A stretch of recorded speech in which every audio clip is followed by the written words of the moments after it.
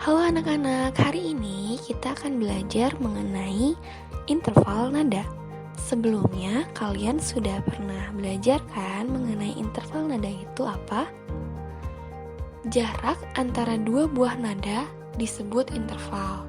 Adapun dua jenis interval yang ada pada seni musik, yaitu ada interval harmonis dan juga interval melodis. Nah, interval harmonis ini adalah interval yang jika dua buah nada dimainkan bersamaan, itu dapat dikatakan sebagai interval harmonis. Sedangkan jika dua buah nada dimainkan dengan cara satu nada disusul dengan nada yang lain secara berurutan, disebut interval melodis. Nah, anak-anak, di sini ibu memiliki gambar perbedaan antara interval harmonis dengan interval melodis. Coba perhatikan apa bedanya. Lalu, dalam interval melodis ada nada yang disebut ascending interval dan juga descending interval. Ascending interval ini artinya adalah interval dari nada rendah ke nada tinggi. Begitupun dengan descending interval, artinya interval dari nada tinggi ke nada rendah. Sudah bisa membedakan kan apa bedanya?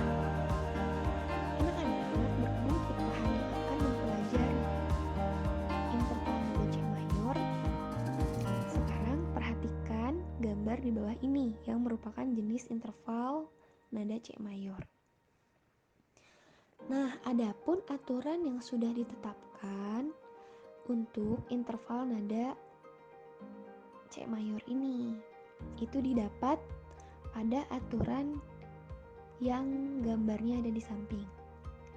Nah, aturannya itu do ke re harus bernilai 1. Re ke mi harus bernilai 1. Mi ke fa harus bernilai setengah. Fa ke sol harus bernilai 1. Sol ke la harus bernilai 1. La ke si harus bernilai 1 dan si ke do lagi harus bernilai setengah. Sudah sama kan seperti interval nada C mayor yang sudah ibu tampilkan di gambar ini? Nah, sebetulnya aturan interval nada ini bukan hanya berlaku untuk nada C mayor saja, tetapi juga dapat digunakan pada nada D, nada E, nada F, nada G, nada A, nada B, selama itu masih mayor. Tapi yang hanya kita pelajari adalah nada C mayor saja.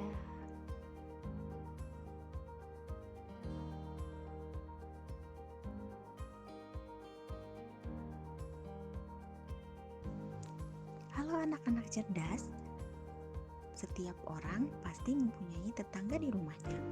Begitupun kalian kan? Kalian pasti memiliki tetangga yang berbeda-beda asal daerahnya. Begitupun sebuah negara. Negara tetangga adalah negara-negara yang berada di sekitar Indonesia. Negara tetangga Indonesia berada di kawasan Asia Tenggara. Masih ingatkah kalian dengan negara ASEAN? Nah, negara-negara tetangga tersebut tergabung dalam organisasi ASEAN. Nah, adapun karakteristik geografis dari negara Asia Tenggara. Asia Tenggara terletak pada 29 derajat lintang utara dan 6 derajat lintang selatan. Berdasarkan garis lintangnya, hampir seluruh wilayah Asia Tenggara berada di daerah tropis. Secara geologis, sebagian besar wilayah Asia Tenggara dilalui rangkaian pegunungan muda Mediterania. Secara geografis, wilayah Asia Tenggara berada di jalur lalu lintas yang menghubungkan Samudra Pasifik dan Samudra Hindia antara Australia dan Asia. Nah, selanjutnya ada karakteristik sosial budaya dari wilayah negara ASEAN.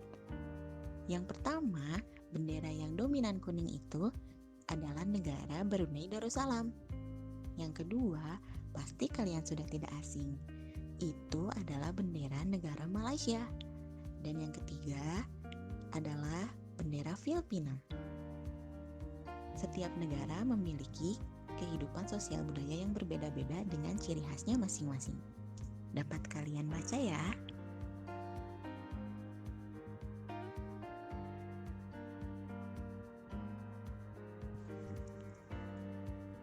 Selanjutnya ada negara Kamboja. Dan selanjutnya lagi ada bendera negara Myanmar. Dan selanjutnya lagi ada bendera negara Vietnam. Tentu saja mereka pun sama-sama memiliki kehidupan sosial budaya yang berbeda-beda dengan ciri khasnya masing-masing. Nah, selanjutnya lagi ada bendera negara Laos.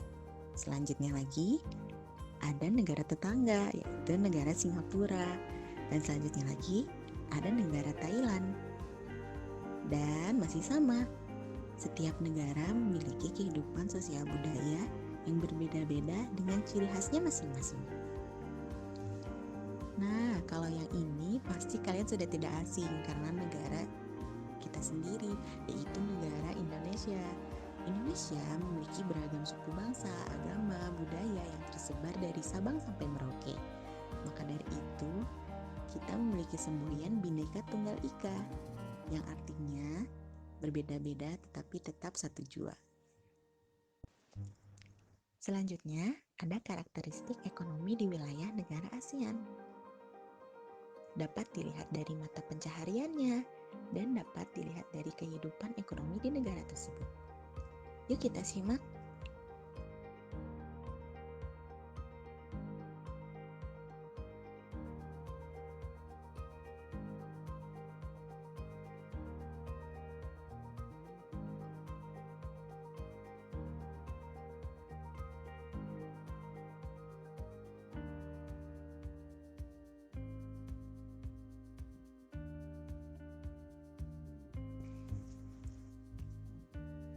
Nah, selanjutnya ada kehidupan politik di wilayah negara ASEAN. Kehidupan politik ini dapat dilihat dari bentuk negaranya, ibu kotanya, kepala negara, kepala pemerintahan, bentuk negara, dan sistem pemerintahan di negara tersebut.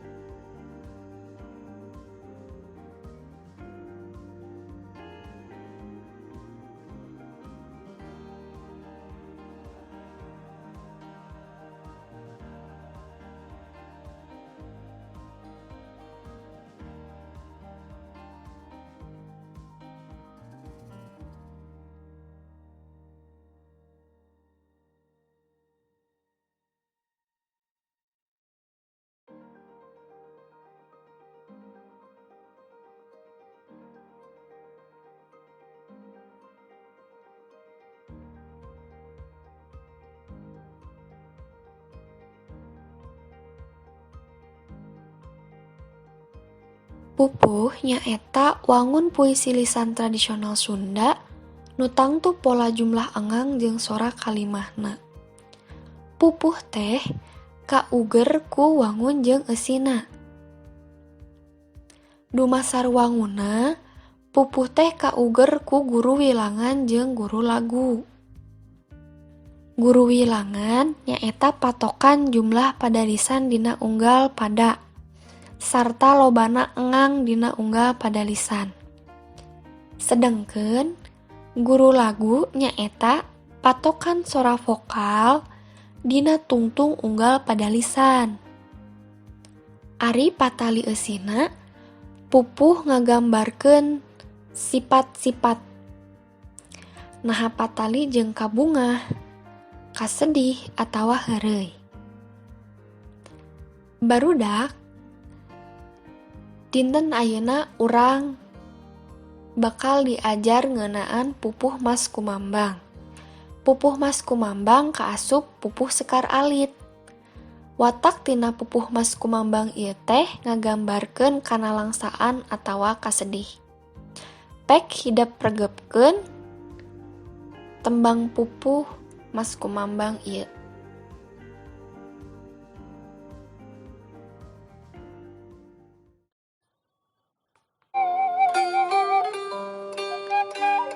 Itu kusir bangun ambek-ambek teh turun tina delman kuda di pecutan tarik daya pisan rahas rasa